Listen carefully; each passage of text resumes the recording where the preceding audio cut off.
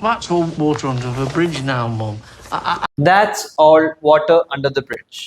നമ്മൾ ഹെൽമെറ്റ് വയ്ക്കാതെ വണ്ടി ഓടിച്ചു, ഫൈന് വന്നു. ഇനി അതിനെക്കുറിച്ച് പറഞ്ഞിട്ട് കാര്യമില്ല.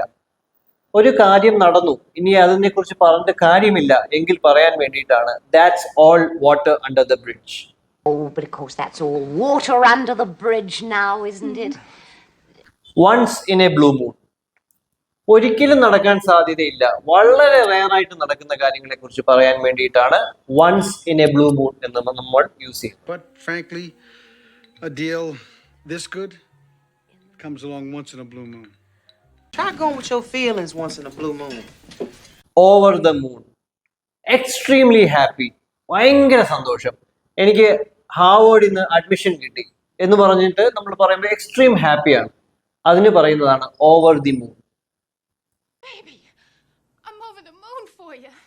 Mr. Holworth must be over the moon.